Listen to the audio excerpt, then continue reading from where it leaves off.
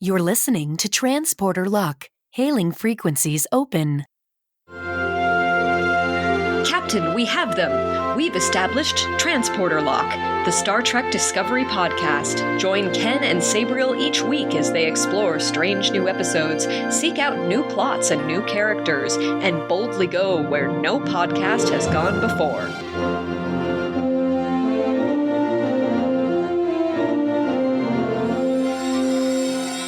Hello and welcome to the Transporter Lock episode number 84 and Polygamer Podcast episode number 119 for November 29th, 2021. I'm your host, Ken Gagney. 2 years ago, I backed a Kickstarter for an album by the Library Bards, a comedic musical duo consisting of Bonni Gordon and Xander Jeanneret.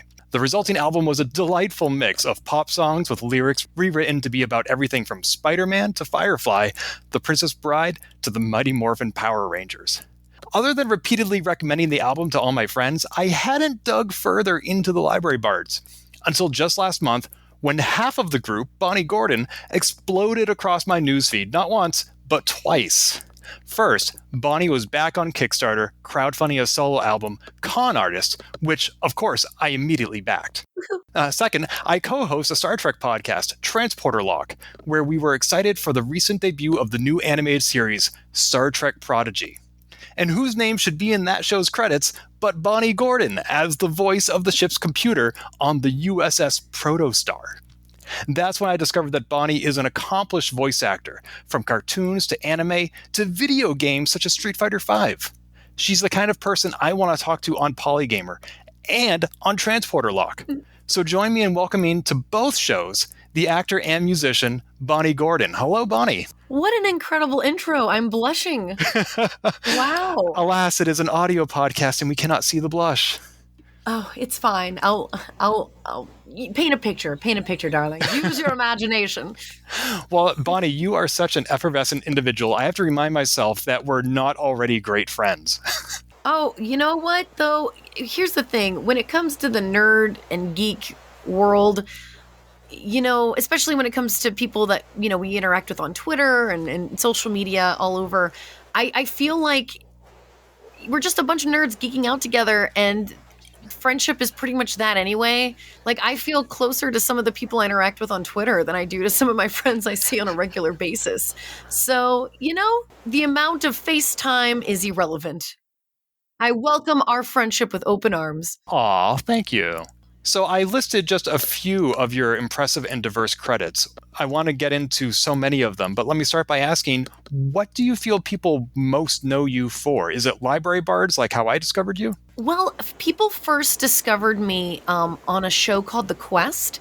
It was a fantasy reality show on ABC that, and it was on Netflix for a short time as well, where they took a bunch of nerds and flew us to Austria, and we lived in a fantasy realm called Everrealm, and we were all competing to be the one true hero and save the realm from the evil Verlocks. I mean, I could go on explaining what the show is about, but let's just say it was amazing, and if you haven't seen it, go try and find it. I think it's still on Amazon Prime and on the abc.com website and streaming app.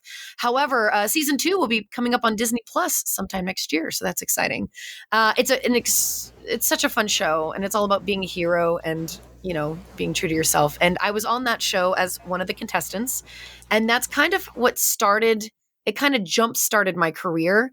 You know, I was already into performing and voiceover and theater and whatnot, but my career hadn't really taken off until that show. And finding that really core fan base of nerds that, you know, propelled me to continue creating and pursuing something within the geekdom of life. So yeah, I think I was first discovered on that. I think most people know me voiceover wise from Street Fighter V. That's a pretty popular game with Capcom. Either that or the Fire Emblem series. I think most people would recognize me from there. But obviously, my most amazing credit to date would be Star Trek Prodigy. And that's what a delight to finally be Star Trek canon. I feel like I've been just hanging out in the shuttle bay for so long, trying to get myself up onto the bridge. And now I finally made it. It's true. It's true. You are the ship's computer on the USS Protostar, and you auditioned for that originally 2 years ago, and you didn't find out until this year that you had gotten a part. Is that correct? Yes, well, it was such an incredibly long and tedious process because animation takes such a long time. And this show, if you're watching it at all, it's so incredibly detailed, and the animation is so beautiful. Because animation takes such a long time, they started casting, way before COVID happened, and I originally got brought in by the Hageman brothers to do Scratch for Gwen. And then later, I even got to do Scratch for Janeway. For those of you who don't know what Scratch is, they'll bring in actors to read the lines of the characters before the actual more famous actors come in to, lay down the actual tracks. That way, the animators have something to animate too. It's not just, lines on a paper. It actually having an actor read it brings it to life. So I started doing Scratch for Gwen and Janeway and other random, characters throughout the series. And throughout the time of me coming in through that process, they were looking to find a permanent role for me. And when the audition for the ship computer came about, I knew I would jump on that really quickly. So I'm so grateful for them. I'm so grateful to Ben, the director, Brooke, the voiceover director. I mean, the whole team. When I say it's such a pleasure to work with them, I'm not just sucking up. Like, I've never worked with such an incredible creative team like this. And everyone loves Star Trek in it. Everyone, even if they're not, even if someone in the team isn't a full Trekkie, like they still love the message behind Star Trek, And I think now I can say everyone on the team loves Star Trek, considering that they're all, I'm sure the whole cast is watching. Do you get to actually work with your cast, or are you all recording your parts separately and remotely? With COVID, everything changed within the voiceover realm. It used to be you could go into a studio and the entire cast would be there and record together. Now everyone's recording remotely from home. I've been lucky enough to go into the studio at Nickelodeon a few times, but it's very rare. And I'm usually the only one there with just the audio engineer, and everyone else is on a Zoom call. But for the most part, it's all through Zoom from home in my bedroom. Like every now and then you'll hear my cat meow and we have to redo a take because, or a car driving by, a plane flying overhead.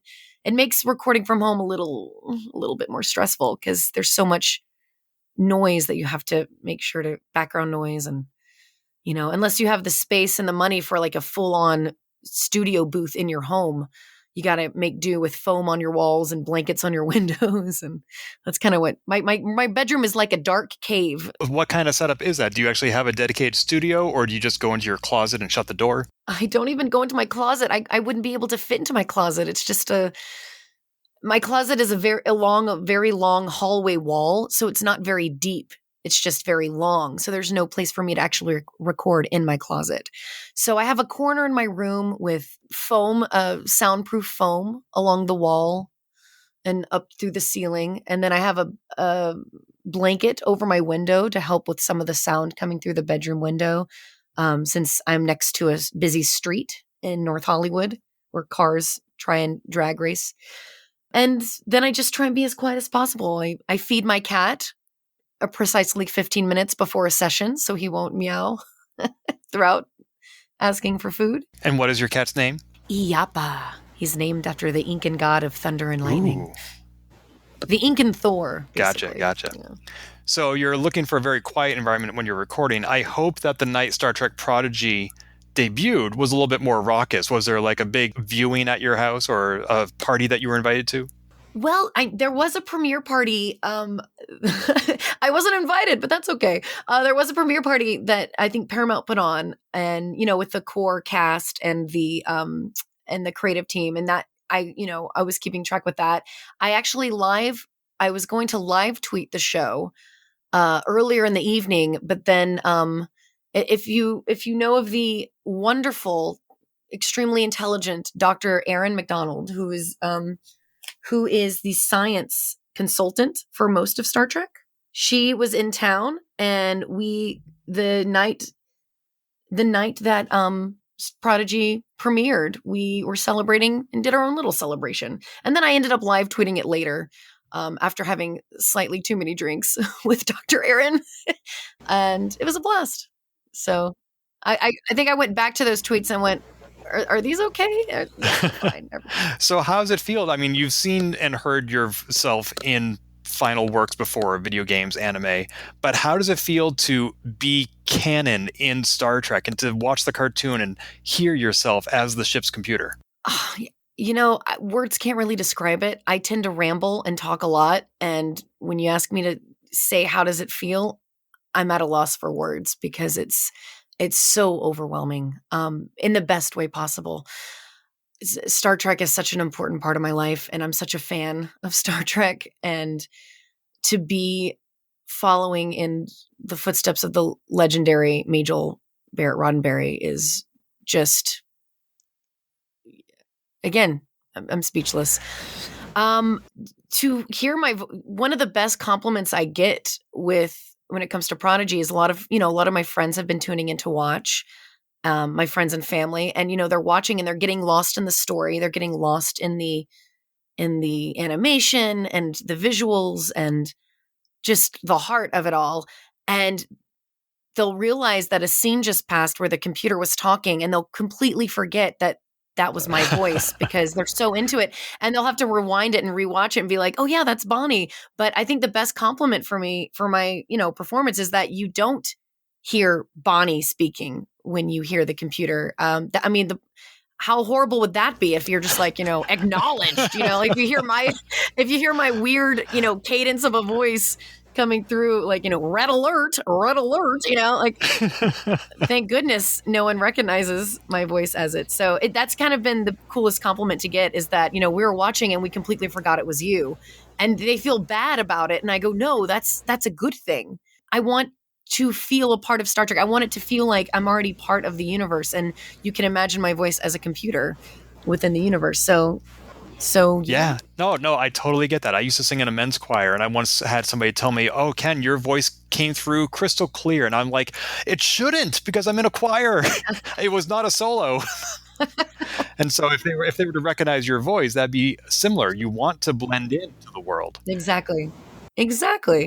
And two other ways in which you were made canon just this month. On November 8th, you now have a Wikipedia entry. I know. Someone made that for me. That was so sweet of them. I was so excited. I mean, anybody could have made it at any point, but sometimes they get deleted if the person is not, quote unquote, notable. So now you are notable, Bonni. I'm a notable. And even more important, as of November 5th, you have an entry on Memory Alpha. I didn't know that. I'm going to go Google myself. This is great. So even before the Wikipedia page showed up, you showed up in the wiki for Star Trek, and it was a little incomplete. I added some stuff to it today. Oh, thank you. Well, gee golly. Well, they had somehow overlooked the fact that you were part of the closing cast of Star Trek The Experience in Las Vegas. I was back in 2008. Oh, man, I feel old. No, I went to the Star Trek Experience back in 98, and my heart is still broken that I can't go back. Oh, it was unlike anything. I mean, I could do an entire podcast just talking about the Star Trek Experience, but I won't. I shan't. You should, because it was wonderful, and you were a Starfleet officer on the Enterprise at the Experience, correct? I was only, I think, 21, 22 at the time. I'm 35 now. Do the math if you want, or don't. Please don't. Actually, don't do the math. So I was fairly young, and maybe 22, 23. Who knows? Who cares at this point? And I looked really young as well, and so I could never be, a higher. I never really got very many pips. I was always an ensign on the bridge because, I couldn't look the part of a lieutenant commander or, but no, it was so much fun. And we all got trained in multiple roles, and, I was the kind of person who would change my accent every show, because it was an ongoing show where, every 20 minutes a new audience would be walked through into the transporter room, then onto the bridge, and through the, turbo lift, all that. And, I would change my accent every new show coming through, and I would get in trouble a little bit for that, but not all the accents were appropriate for that era. No, I think I remember doing, I think the one that got me in trouble the most was, I was working as, I think Ensign Thomas was the character I was playing or something. I don't know. I don't remember the names. Oh, this makes me sad. You've been on it before, but for those who haven't, the listeners, you would get loaded into a room as if you were about to go onto a ride, kind of like, a video simulation ride, in your little lines, kind of like at, Disneyland where you're in line waiting for a ride. And then all of a sudden all the lights start flickering and things start going crazy and you don't know what's happening. And the lights go out and you hear the transporter sound and then the lights come back on and you're completely different. You're in a completely different room. You're in the transporter room and it was done with a vacuum effect. It was one of the coolest things ever. Truly magical. People, the awe on people's faces when the lights would come back on was just so fun to watch. But I got in trouble for doing the, you are no longer in the year 2008. You're in the future. Commander Riker from Transporter Room, we've got them, sir. We got to get these people to the bridge. And I got in trouble for that accent. I don't know why. I mean, I have a feeling that the Midwest still exists in the future, right? Well, you should not have gotten in trouble for that, especially because my Transporter Lock co-host is from Fargo, and she would be delighted to know that accent still exists in the future. Oh, sure. You are no longer in the year 2008.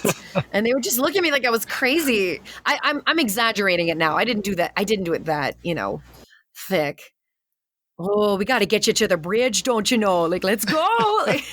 Everybody get in a line and follow, oh no, I sound like a caricature, but, I would have fun with bringing different accents and voices and, keeping the job entertaining for not just myself, but for my coworkers, just trying to get them to break character. So probably not the best thing to do, but it was fun. It was a good time. So clearly that was you as a live action Starfleet officer. Do you think we'll see you live action in Star Trek again someday? Oh man, that is the dream. Again, I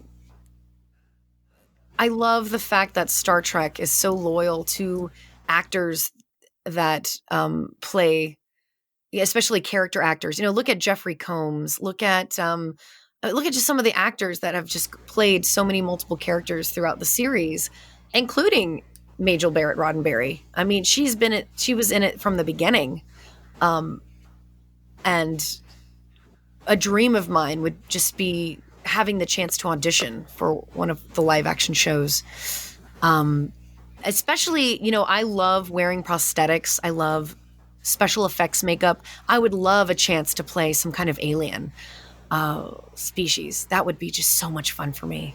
And I do a lot of different, voices, and I would love to tackle doing a different alien language or, something challenging like that. I just think it's just so, Star Trek has so much different, opportunities for character actors that I'm hoping for the day to one day audition. If anyone's out there listening. And would you rather be in like a more optimistic show like TNG, a darker show like DS9, an animated comedy like Lower Decks? What's your preference? Look, beggars can't be choosers. Let's be real. I would take anything, honestly. Just the opportunity to continue to play pretend in a universe that means so much to me. I mean, I think it would be so much fun to play kind of a darker character too. A lot of people know me for comedy and for being kind of like that happy-go-lucky. I'm a very Ensign Tilly in real life as myself. So I see people, anytime Discovery's on, everyone, texts or tweets at me saying, "Oh, you're just like Ensign Tilly." I'm like, I know, but there's more to me. There's more to me than Tilly. So I would love an opportunity to play something, different that people haven't seen me do before. I feel like the lighter and happier a person is, the scarier their mirror universe counterpart is going to be. Exactly. Thank you. You're correct. I don't even want to know what my mirror universe version of me is. Oh gosh, Mirror Bonni. That is a terrifying thought. Mm-hmm. Do you have a favorite of the Star Treks that are on right now besides Prodigy? Oh man. Oh man. I do love Discovery. I love the representation. I love how it's very different from anything that we've seen before that Star Trek has done. And I'm just a, huge fan of people like Anthony Rapp. So to see him being such a success, it makes me very pleased. Especially since he's a fellow D&D nerd. Shout out to my D&D folk. And just I love Lower Decks. I think it's so funny. I'm so glad we have something like Lower Decks that really punches in as many little Easter eggs and inside jokes as possible. It's really just, I almost feel like it's like a love letter to Star Trek, like it's like almost like Star Trek fan fiction in a way, where they put in so many clever moments that everyone can enjoy it, but like the true Trekkies, I mean, there's layers to some of those jokes, and I just love that they really think it through. So shout out to Mike McMahon for creating that show. Yeah, Lower Decks is very nuanced. It moves very fast, and Yes. it's definitely a show designed for not just quote-unquote true Trekkies, but long-term Trekkies, people who have really absorbed these 800 episodes and are going to get the references. And sometimes there are ones that even go over my head. And I was doing some rewatches, throughout COVID and stuff. So when Lower Decks came on, I was dying at some of the jokes because I had just rewatched some of the things that they were referencing. So I was almost just like, am I being watched right now? Like, are they writing this for me? Because I feel like this is personal now. I gotta say, I hate to make you repeat yourself, but I listened to your Women at Warp podcast. Oh. And you do an excellent Captain Janeway. Oh, thank you. I think that was why I got lucky enough to do Scratch for her, because, doing someone like Janeway, for the animators to really get like her nuances and her, delivery, you have to have it read in a way that she would speak. So I got to do my Captain Janeway, which is basically like Katharine Hepburn, but the captain of the USS Voyager. We're going to do it. We're going to go into space and we're going to have coffee and everyone's going to like it. So it's just a fun voice that was probably a little bit raspier than I normally do, but I just love Kate Milgrew so much. So it was an honor getting to read her lines before she got to read them. I was like, I love you so much. I'm passing on. Here's your part. So have you gotten to work with her on Zoom? No, I wish. Oh man, don't I wish. I don't even know if she knows who I am or if she knows I did Scratch for her. I have a feeling she's the kind of actress that can just walk into a booth and just read it and doesn't need to hear any scratch or timing because she's that perfect. So Kate Milgrew, if you're listening, I adore you, and one day I shall give you a large hug with your consent. I'm shivering here. It's amazing. And also, if you think about it, hologram Janeway, as she is credited in the opening sequence, holograms are an extension of the ship's computer. So you are Captain Janeway. You are right. We are, in a way, we're all Captain Janeway in our own way. And there's a little Captain Janeway inside of all of us. But, I'm going to take that and go with it. Yes. Captain Janeway and I are tight. I mean, the computer and I, although I don't spoilers if you're not caught up with the 5 episodes that are out now, but I loved the moment where she's trying to access parts of the computer and I got to do like a access denied, negative, access denied. She was just kind of like, come on. Wow, not many people get to defeat Captain Janeway, but you are one of the few. Exactly. Who has the power now, Captain? Are there other Star Trek characters you impersonate? Oh gosh. Oh, I've never. I'm pretty sure I could probably do a decent Tilly, but I'd have to list.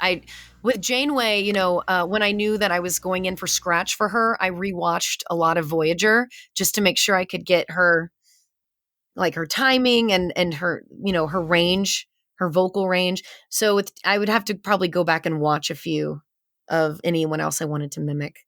I love doing impressions. So and voice matching. So I'm sure if someone gave me homework, I could probably go copy a few others. I feel personality-wise, I do a pretty good Neelix. Personality-wise. I've always thought, like, if ever I was in Starfleet, I wouldn't have much skills when it came to, like, science and security.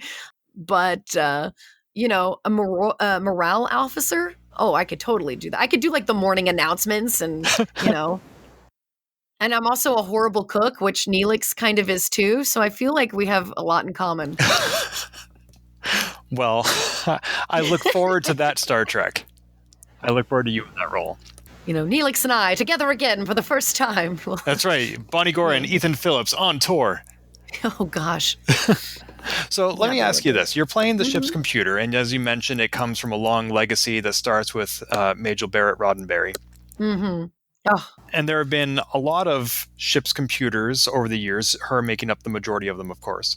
There's also a long history of, in our own world, ships being personified as female. And we also have things like Siri and Alexa and Cortana, which are all women's voices. Mm-hmm. Is it problematic that we're objectifying ships as women?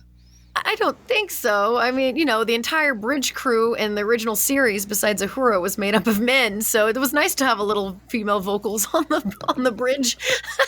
But I feel like it's funny to me because you're so right when it comes to like Alexa and Siri and Google Voice and computers in most. 2001 Space Odyssey being an exception, of course, with HAL. Most are presented as female, and I feel like it's because female vocals are a little bit less threatening. I feel like it's also maybe a little bit more smoother, more calming. Like, if you had a female voice going, red alert, and then you had a male voice going like, red alert, obviously that's not how a male computer sounds, but I feel like a female voice is more calming, more soothing.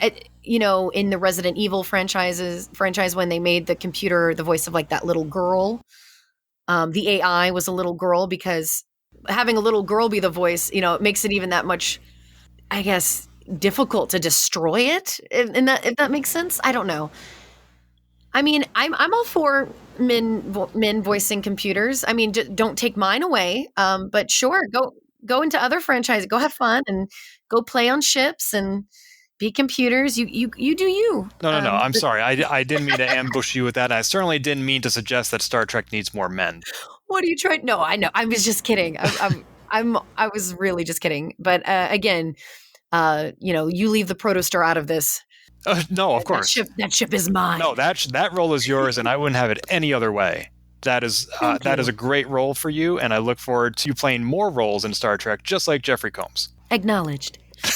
Yes, as do I. Sure. No, but yeah, I get what you're saying. Most ships are presented female. Also, but you have to think. I think it's men doing that as well, because look at men and their relationships to cars and their boats. It's usually always named a female name, or like, oh, she's a good girl, Mustang Sally, or my boat Jenny, or like most men and women name their automobiles, their cars, their trucks, boats, I don't know, AC units, I don't know, whatever, a female name, like good girl, let's go, I think trains are named more masculine names. I don't know. Now I'm putting gender to inanimate objects, and I feel awkward. But you get what I'm saying? I feel like it's actually like a part of society that when we put a name, when you get a new car, it's like, oh, are you going to name her? A lot of people say that. My car is actually named Kermit, so so take that. I presume it's green? It's lime green, and it's the size of a Tic Tac. It's very small. So it's a little lime green Chevy Spark named Kermit Spartacus III, and he's a delight. And he gets me where I need to go, and he is a horrible ninja car because everyone sees him coming. He is bright green with library bard stickers slapped onto the back. So now you know what I drive. Well, speaking of library bards, I have a couple of questions for you about that as well. Sure. As I mentioned in the opening, your Bombarded album from the Library Bards has all these wonderful songs. Thank you. And I was also watching some of your music videos today, such as Hit Me With Your Best Shot, which, of course, you rewrote to be about Spock. Of course. And Gandalf, of course, by Taylor Swift. And I'm wondering, do you find a pop song and ask yourself, what pop culture nerd reference can we rewrite this to be about? Or do you start the other direction and say, let's do a Lord of the Rings song. What pop culture song can we rewrite to be about that? It varies either way. When Xander and I first started the band, our first album, I had to think about what the first album was called. It's called Bardcore. I'm like, what's our first album name? Our first album was a lot of more popular hit songs, more currently on the radio. For example, like Shake It Off, X's and O's, Becky G's Shower, songs like that were a little bit more popular with current times, I guess.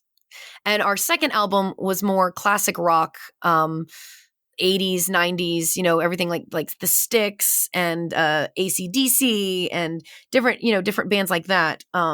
Aerosmith's Dream On, about Klingons. Yeah. So, when we first started the band, it was let's write nerdy parodies, and we were coming up with different ideas. I think our first song we wrote was all about that space, to all about that bass. And all of a sudden, as we were recording it, all of these other parodies came out with the same idea. And we're like, okay, we got to think more outside the box. And I think that's when Gandalf was made. And then it just went from there. We would take songs that we heard on the radio and we're like, oh, I like this song. Can we sing this? Can it be in our key? Can we add harmonies? And then we would, think of different ideas. Like I remember we thought of Imagine Dragons' Radioactive. And I was like, I really like this song. It's a fun song. What can it be about? And we kind of thought about different fandoms. And then that's how it turned into My Princess is Captive, which is a Super Mario Link duet.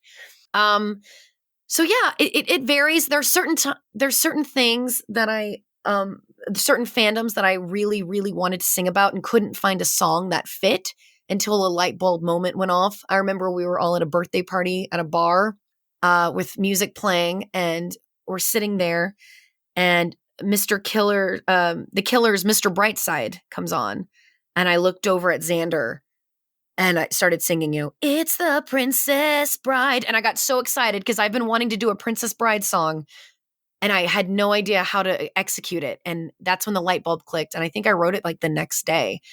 So we really write about things that we love. The Sailor Moon song Xander wrote. He's a huge Sailor Moon fan. Princess Bride song I wrote. So like we take fandoms that we're both very passionate about and write them. And then a lot of the things that we're both passionate about we'll write together. Or there are certain songs that I'll start writing and then get stuck on a few lyrics and hand it off to Xander. And then he'll start writing something and then hand it off to me. And where we get stuck and kind of have that a writer's block, the other will fix. So it's a really great collaboration that we do. You do realize that for those of us who aren't cool enough to be invited to birthday parties in bars, sometimes your parody is the first version of the song we will have heard. Amazing. Wow. I'm honored if that was your first introduction to the Killers. It Mr. was. Brightside. It was. Wow. Okay. A lot of people think our Sailor Moon song, Moon Prism Power, is an original because a lot of people aren't familiar with Becky G's Shower. And so, we'll correct them if they ask, but if they don't ask, we just go about our day. So thanks, Becky G, for making us seem like we're pop stars. So you have this wonderful collaboration with Xander for that album that came out 2 years ago, Bombarded. Now you are back on Kickstarter for your own solo album. Oh, boy. You talk a little bit about this in your pitch video, but can you tell our listeners what motivated you to now do your own solo album? Well, a lot of people know me as a comedy musician, and that's totally fine. But I've been, a singer. I've done musical theater all my life, obviously, theater nerd, and got my start in Louisiana, where I'm born and raised. So blues and jazz has been a big part of my upbringing. I love to sing jazz. I love to sing blues. And I just don't get the opportunity to do much of that. And I write a lot of original music that I just don't really share a lot. Mostly because, a lot of people get that imposter syndrome where you don't really, it was scary. I was like, well, people know me for comedy. People know me for parodies. I'm just going to keep doing that because that's worked. And, COVID again put things into perspective for me. When everything locked down, everyone's shut up in their rooms, and I had a lot of alone time in my own head, which is never good when you have ADHD. And I wrote a lot of new music, new songs, came up with a lot of new ideas for music. And we were kind of on hiatus with Bards, since most of our work with Library Bards is through the Comic-Con circuit, and all of those were closed. So we kind of took a hiatus and focused on solo things. And then I had a health scare over the summer where doctors thought I might have cancer, and that was really scary. And luckily everything is okay. I still got to get checked every 6 months just to make sure everything stays that way. But it kind of put, like a magnifying glass on my life and what I wanted to kind of leave behind. When you have to look your own mortality in the eye, you're like, okay, if I die tomorrow, what am I leaving behind? What is my legacy in a way? And that's so silly to think about. But, as a creative person, where really I feel like all of my being is creating and music and comedy and laughter and different things about myself that kind of makes me who I am. I was just like, I have all of these original songs that no one's heard. Like, maybe now's the time to do it. And so that's what kind of motivated me to do the Kickstarter. And I was blown away by the support. It's always in a creative field, again, with the imposter syndrome and all this, it's always so awkward and so humiliating when you have to ask people for help and ask for money. Like, I never I wish I was in a financial place to where I could do the album all by myself. And that's just not the case. Being in entertainment, you never know when your next paycheck is coming from. And, I was unemployed for a while with the place I worked, the Magic Castle in Hollywood. It was closed all through COVID. And, so I was just at a place where I wanted to make this album and I don't have the means to do it. And I was blown away by so much support. I was going to make it really simple and just have me and piano and pray that I could unlock maybe a drummer and a bass player. And we just blew through like the first few stretch goals of unlocking those musicians within the first couple of days. I'm so grateful that I have people out there that are so supportive and that want to hear what I'm writing. And for all the nerds listening and the people that love Library Bards, like, there will be some, comedy and tongue in cheek on this album. It is very nerdy. So I don't want people to get discouraged and think, oh, it's a jazz album. Like, I'm not going to like that. It is, there's a few songs on there. I have a rock blues, like a blues rock anthem about my daily struggles with ADHD. And it's pretty funny. That song is going to rock. And I have a song about Comic-Con, like falling in love with a man who is, you think the whole song is about this man being a criminal, a con artist. And if you listen to the lyrics closely, you'll realize that every lyric has a double meaning. And I'm speaking about an artist alley at a Comic-Con. So really, when it comes to my lyrics, I'm really proud.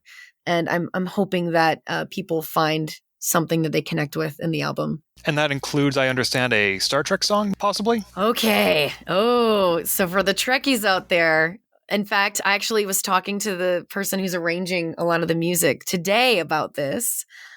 I'm attempting, again, I don't want to get everyone's hopes up because there is always that, fear that, CBS will come after me. I'm trying to get mechanical licensing for all the songs and, do this the right way to make sure, A, I don't get sued, and B, everyone gets paid what they're due and yada, yada. But we're trying to create a Star Trek medley a jazz, like it'll be with a full jazz band and me singing, excerpts from everything from the original series to Faith of the Heart from Enterprise, a Horace song from the Charlie X episode.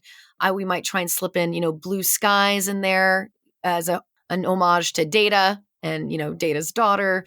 I might try and slip in You Are My Sunshine for, the Doctor and 7 of 9 and basically do a medley of songs that some of the songs are actually just old standards, but are important to the Star Trek canon in a sense that people who are fans of Star Trek will know the nods of what I'm doing and, interlace different themes like Voyager and DS9 and whatnot throughout the background arrangements.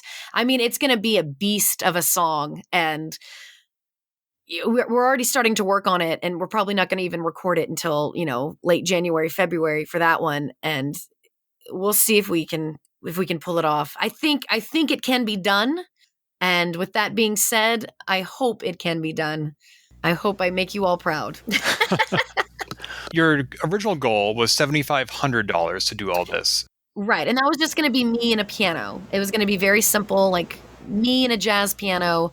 And the money would go to recording and, arranging and just the pianist and mechanical licensing. I mean, it was going to be very simple. But as the stretch goals got unlocked, I had to keep coming up with different new exciting things. Like I unlocked a duet with Jason Charles Miller, who's not only an incredible voiceover actor, but like just an epic country rock star. If you look up his band, he's amazing.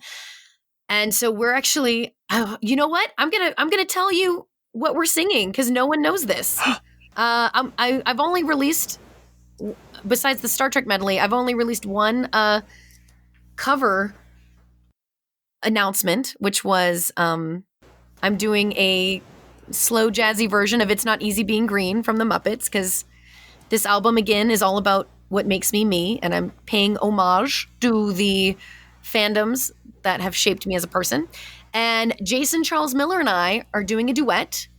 It's going to be a like bluesy rock version of Storybook Love, the theme from The Princess Bride. Ooh. So for all you Princess Bride fans out there, you're the first to know this, and I'm so excited. I wanted to do that song on the album. I was planning on doing it solo, and I've been researching a few different ways to add harmonies to it, and it just ended up turning into a duet. And so now Jason Charles Miller will be taking that with me, and I'm so excited. It's going to sound really, really cool. That is very exciting.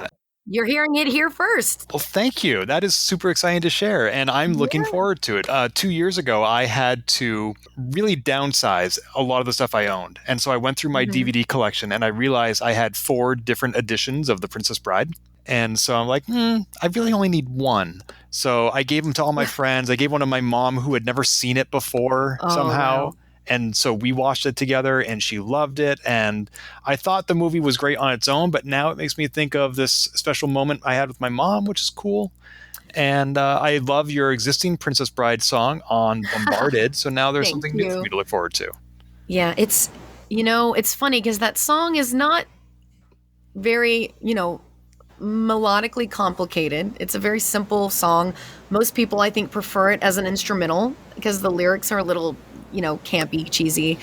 But honestly, when I watch The Princess Bride and that song comes up on the end during the credits, I cry every time. Even it is so cheesy, but it just, every time I hear that song, it reminds me of The Princess Bride, which is my favorite movie of all time and one of my favorite books. So it was really important for me to get it on the album somehow. So I'm really glad Jason agreed to do that one with me. Aww. And the next stretch goal, which we're almost to, I think we're about $700 away from, will be unlocking a bonus track, which I have made into another duet with the incredibly talented Grey Griffin. If you don't know who Grey Griffin is, go look her up. She has done the voice of pretty much everything you could think of when it comes to cartoons. She's the voice of Daphne and Scooby-Doo. I think she's done Wonder Woman. She's done, she was the voice of the villain on Avatar, The Last Airbender. She's incredible. Just go look her up and you'll look at her IMDb and go, well, she's everything. And she's also an amazing singer and musician. So I won't tell you what we're doing because I have to write it, because it's really complicated though. It's going to be kind of like the Star Trek medley in the sense that it's going to break my brain a little bit, but it's going to be worth it. And because she and I both do so many different voices, I think we're going to have a lot of fun with it. Are these people you're doing duets with people you've worked with before? Are they friends of yours, or are they just people you admire that you're cold calling?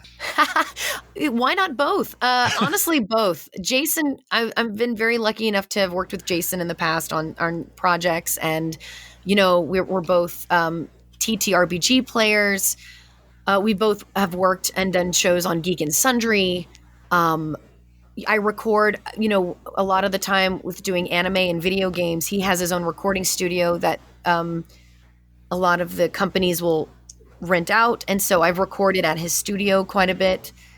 And so he's a dear friend. And I really do love working with him. And we've never really sung a duet together before. And it's always been on our bucket list. So this was kind of like the perfect opportunity for me to not only get him to sing a duet with me, but to make him sing a duet with me on a song of my choosing, on my grounds, on my rules, and use his incredible talent for the greater good, which is my album.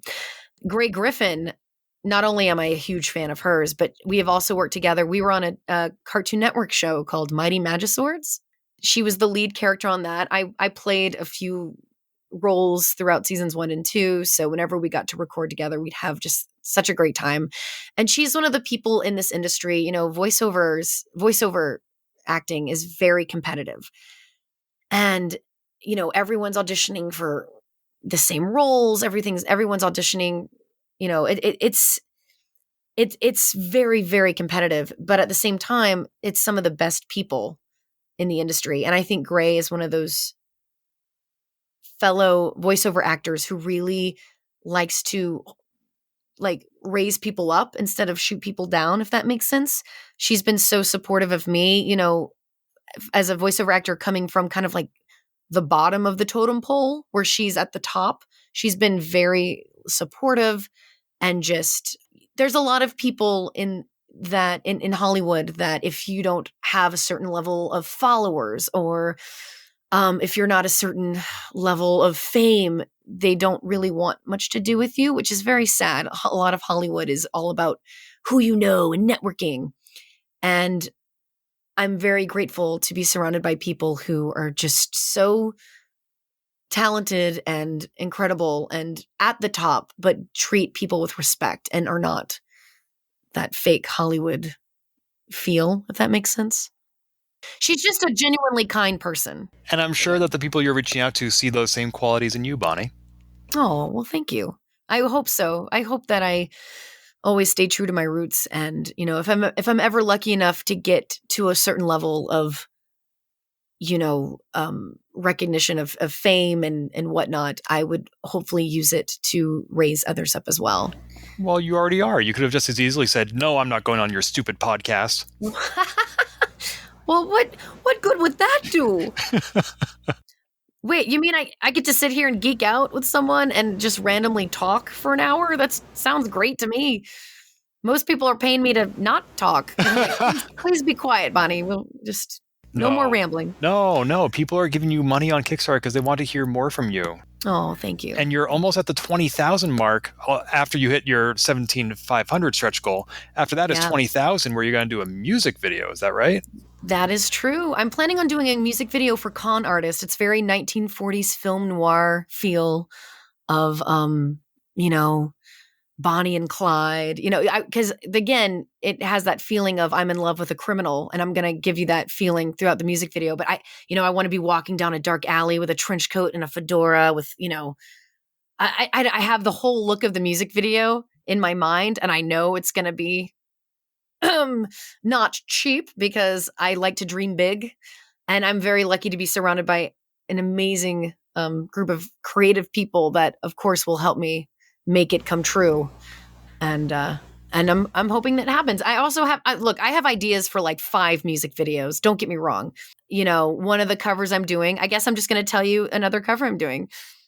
I'm doing like I think 5 or 6 originals and 4 or 5 covers. I don't know that it keeps fluctuating depending on how much mechanical licensing will be. But one of the covers I'm planning on doing is Jessica Rabbit's "Why Don't You Do Right," and I kind of want to do a music video for that one as well.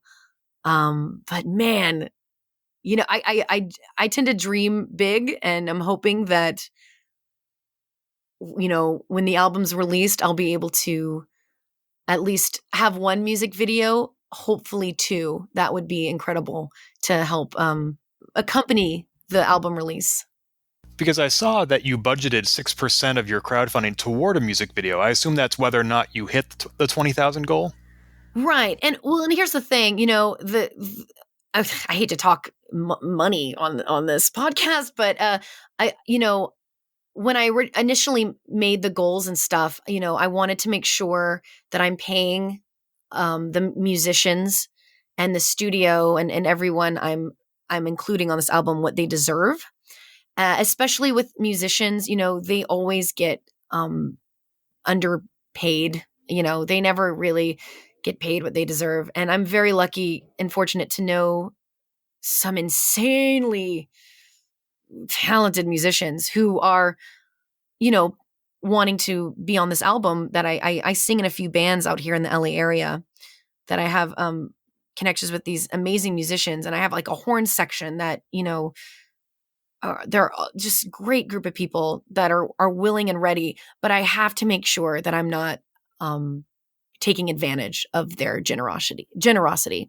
So a lot of the budgeting is going to that. Also, with the Library Bards, we were always able to use orchestrated tracks. We would hire a person to make the tracks and basically play all the instruments and do it there. This time I'm using live musicians, and I kind of underestimated what that is going to entail when it comes to studio space, because I have to make sure I can rent a studio that has enough room for a grand piano and the bass player and the drum set, and where we can all fit and record comfortably, and it'll be multiple days. So right now I'm working out the budget sheet. I'm not good at this kind of stuff. One day maybe I'll take an accounting class to help me learn what I'm doing. But it's a lot of work, and I'm really doing this Kickstarter all by myself. So it's a little overwhelming. Oh gosh, I don't want to get emotional, but it's incredible. It's an incredible feeling, and I'm feeling so excited for it, but I'm also on a slight brink of panic all the time when I think about all the work I have to do by myself. And I want to make sure everyone gets their rewards and their fulfillment and shipping, and so it's a lot. You don't realize how much goes into it until you sit down and write it down, and you're like, oh dear, this might have been a big pie in the sky moment for me. Well, the good news is that you've already met your goal, and granted that now comes with it some obligations, but you could just totally screw up the rest of your Kickstarter and you'll still have an album. Exactly. No, here's the exciting part. The album's definitely getting made. I mean, we're already working on the music. We're already working on the charts and the arrangements. And as soon as the holidays are done is when we're going to get into the studio and start rehearsing and recording. So it's happening. I mean, there's no doubt in my mind it is happening, and it's going to be epic, because I tend to, again, when I want to do something, I tend to dream big, and 9 out of 10 times I can make it a reality, or at least an optical illusion of a reality. And I have a feeling that this album is going to exceed all of my expectations with what we're already working on. So that is amazing. I have another money question for you. Oh no! Oh no! Okay. Well, you've mentioned a couple of times the question of obtaining mechanical licenses. Yes. Is it a question because they say no, or because they say yes, but they want too much money? Well, I'm trying to figure that out. Mechanical licensing, there's, for the songs that are just songs, I'm able to get the mechanical licensing, and I've been able to figure that out. a lot of the covers I'm doing belong to IPs, belong to, are owned by like Disney and, different properties. And I want to make sure that I'm not, getting the mechanical licensing is one thing, but I also want to make sure that I am okay in the sense of I'm not going to have a major corporation come after me. Obviously I'm doing a cover. I'm not like I'm using all original music and arrangements and whatnot. But I also I want to make sure I play it safe. With our previous albums, we've always been protected under parody. And we always use, original tracks as well. So it was a lot easier to maneuver because again, parody is parody. And this is completely different. We're using the melodies and the lyrics the same, and I just want to make sure I do it right. And again, this is not something that I've done before. So if anyone listening does this for a living, please reach out. Slide into my DMs. You have my permission.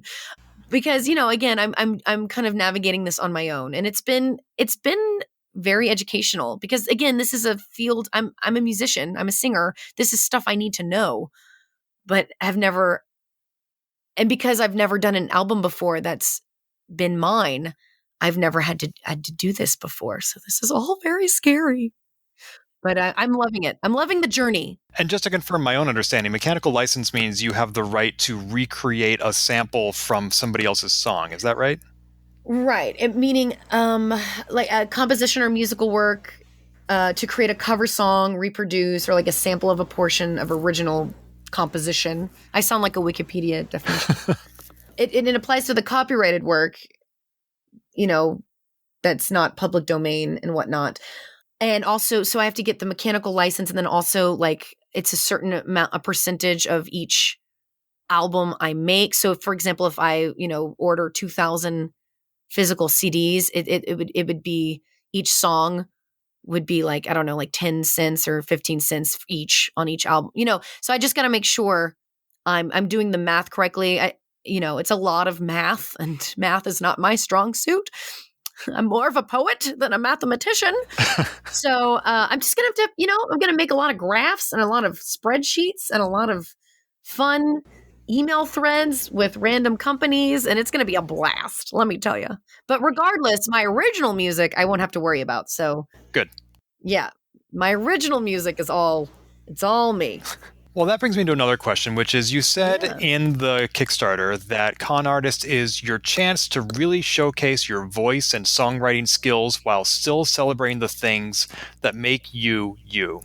Yes. And you referred to the Muppets and to Star Trek, but there are also going to be original songs on there that aren't about these very important franchises. Mm-hmm. So, Bonni, what makes you, you? Wow. Oh, we're going deep. There again, I've had a lot of these original songs for years. So a lot of them I wrote when I was in a not in a weird place, but a lot of them is when I was writing things. If something happened to me in my life, a way for me to heal would be to write it on paper, to write music for it. For example, a good friend of mine who I performed magic with at the Magic Castle with Jonathan Pendragon, my friend Jacosa, she passed away a few years ago. And the night that she passed away, I wrote the song Jacosa. And it was kind of like my way of grieving, as well as a gift to her family. Because I didn't know, words could not express what I was feeling, and I wanted to show them how special she was to me and how special I thought she was to the world and how the world should see her. So I wrote Jacosa, and that was a gift to them, and they have given me permission to re-record it and put it on the album. So I'm very excited for people to hear that, and I'm going to dedicate the track to her as well and donate proceeds to the album to a foundation, or I guess I can't really, a company that she helped create in Atlanta that would teach like underprivileged kids circus performing, like trapeze and aerialists. And, it was almost like Big Brother, Big Sister, where, like she would mentor children and teach them different variety acts and things. And, it's a way of them learning and having something to do with peers, and it's something that's different and fun for kids to learn. So I wanted to make a donation to that corporation that she helped co-create. It's going to be to the Makeshift Circus Collective is the company.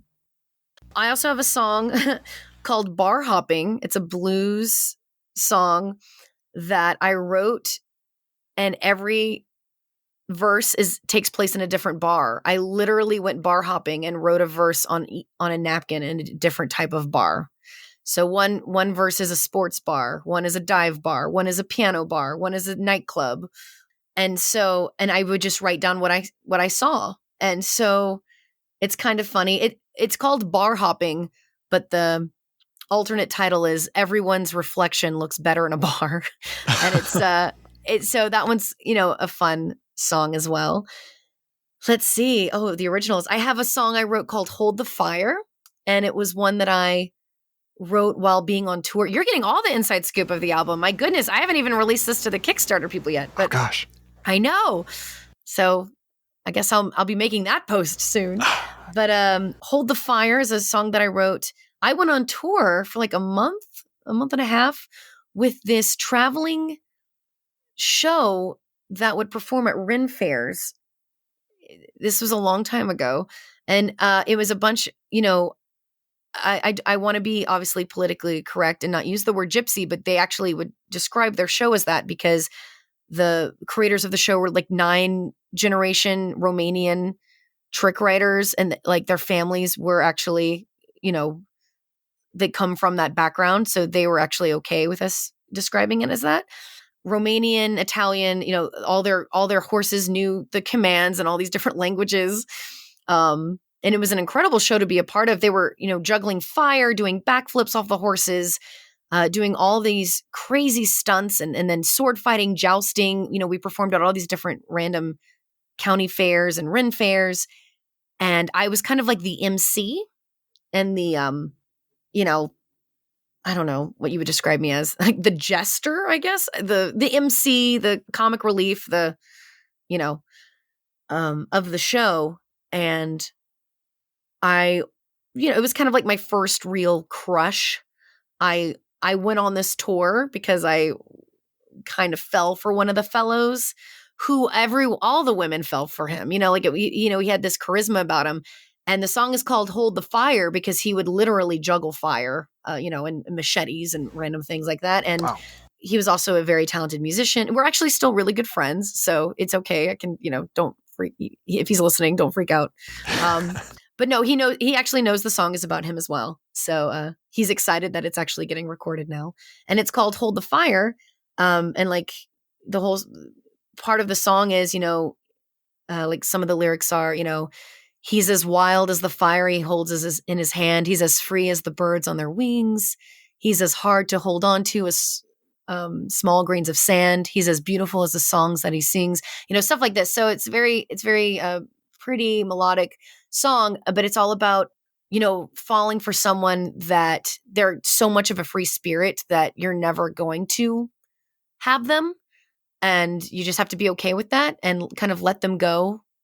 The tag of the line is, if you love him at all, let him go, type of thing. Mm-hmm. So it's me. I wrote the song to all the women out there that fall for, the people that are, or not all the women, but just all the people in general that fall for someone that the love isn't really in the reciprocated. Cards. Yeah. Or, they're a free spirit and they don't want to love you back, or they're, on their own, doing their own thing, and it's okay. If you love them, let them go. It's so Hold the Fire. It was always like one of those, I wrote that while we were on the tour and watching him, interact with all of these women who would just be so mesmerized by his charisma and his, the way he just could, take a stage, and you're just like, well, there it goes, Yeah. So I wrote that, and then it reflects back on me to where I feel like I'm in that same way where I'm kind of like the free spirit in a sense that the song changes in the end, where the perception changes. where now I'm singing about myself and I'm not singing about him.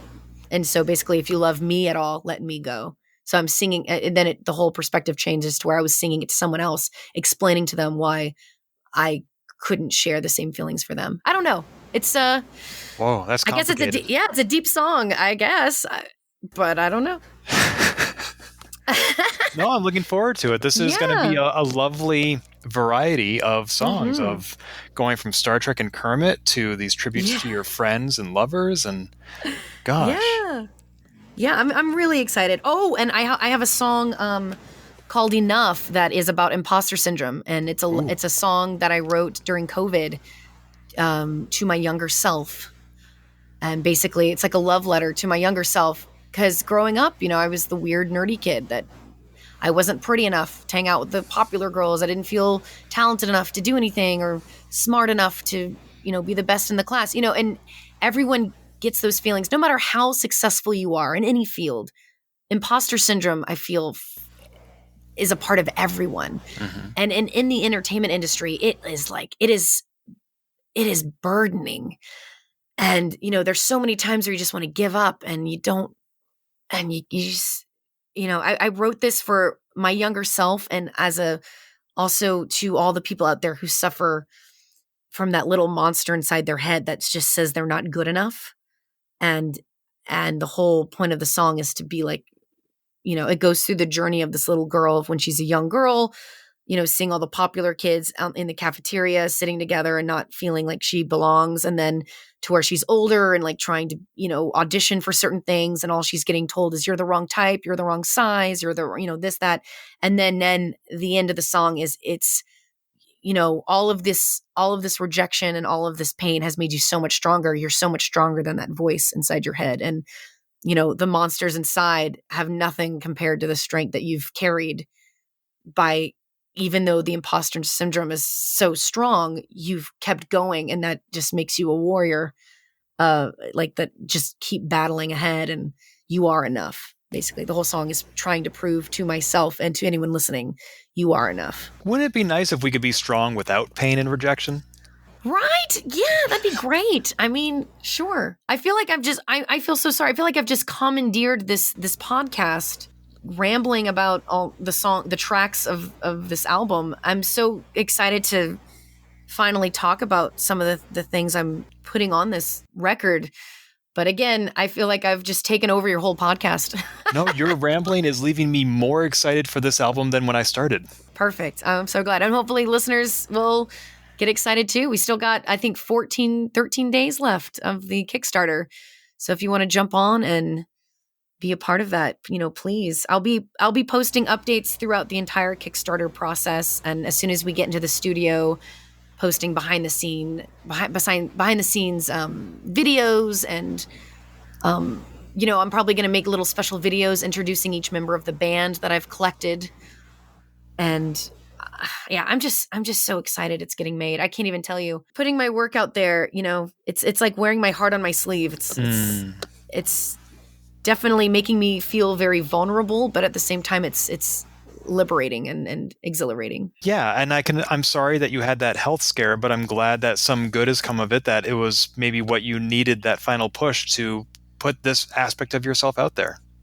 It's a great way of thinking it. And honestly, I have so many friends who've, struggled through even more, and seeing their strength, especially through COVID, where I think all of us just, it was so, I feel like everyone struggled both with mental health and, everything from financially to socially to, psychologically, to where I feel like we've all just been through battles, and I feel stronger coming out on the other side of it. And I hope other people do too. I mean, we're technically not through the pandemic yet. I don't think we ever really will be with the way things are going, but at least things are going in the right direction where we can at least start to feel some kind of normalcy again.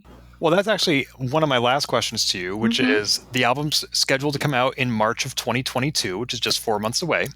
I know. That's it. Oh, don't remind me.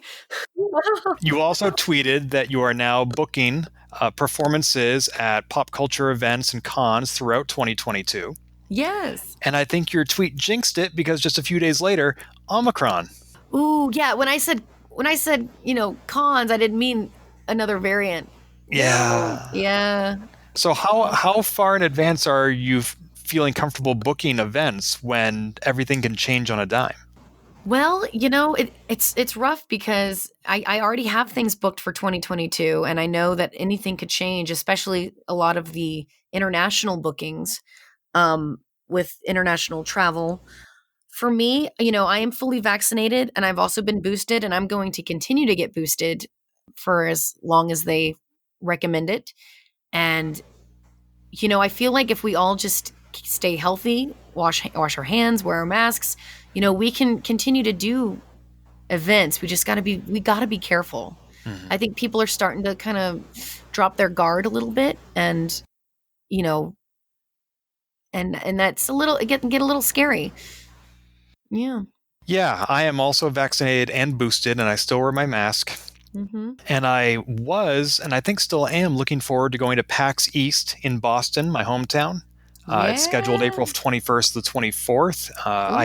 And they're requiring vaccines or proof of a negative test. Mm-hmm. I think that's going to be the future of every event from here on out. It can get so dangerous when, because if just one person has it, especially at an event like a con, it's going to spread like wildfire. I mean, think of all the con crud. We joke about con crud and getting sick from conventions because, people get colds and flus all the time from conventions, and now this would just amplify it even more.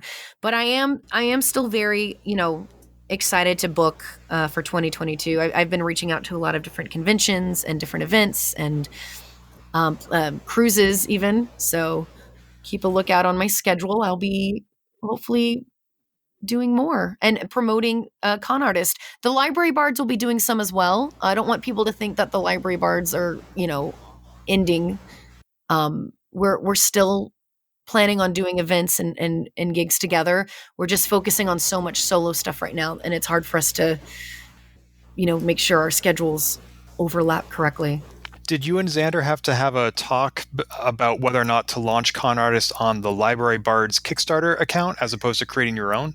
Well, when we launched the Library Bards Kickstarters, we used a lot of, when you're doing it, you have to put in personal information and banking and all that other stuff. And so I was putting in all of that stuff.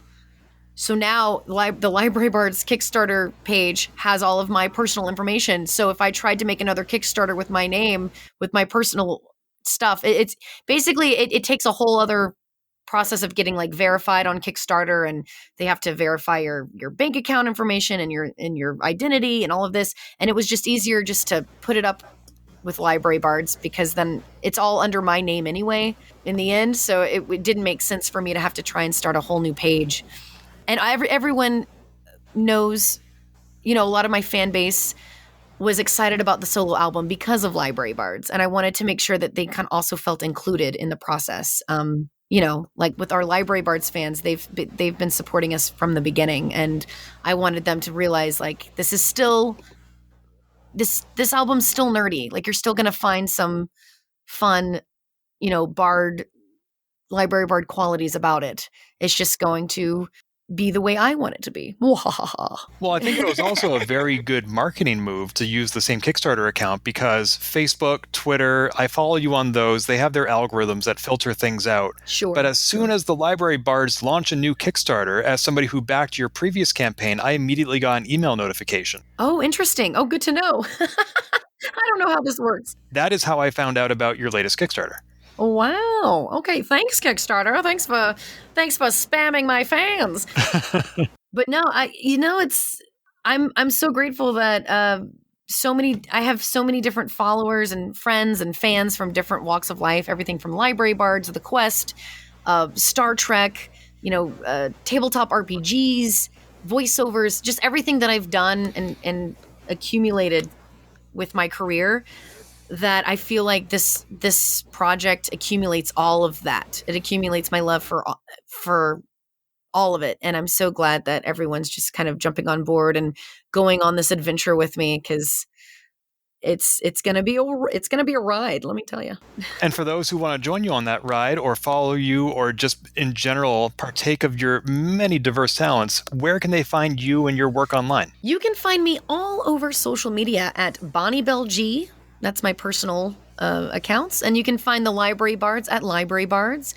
I just started doing TikTok. I've been making fun TikTok duets. That's been a blast. So if you want to hear, with Library Bards, you hear a lot of my like pop and rock sound. But if you want to hear a little bit more of my jazzy vocals, you can go to my TikTok and see some of the fun duets I'm doing with random TikTok artists. I've been finding some fun things to sing with. And I have a YouTube channel as well. We have the Library Bards one with our music videos. And I have a personal YouTube that I have some music up. Not too much originals, but I during COVID, I got bored and I made some fun videos. And mashups. I did a lot of mashups. It was my way of trying to figure out how to video edit as well. So go have fun watching those. Fantastic. That reminds me, the other night, all night, whether I was cooking dinner or doing laundry or whatever, I had the song All That Jazz in my head. And I finally figured out it's because I listened to your TikTok. Wow. It just got stuck in there.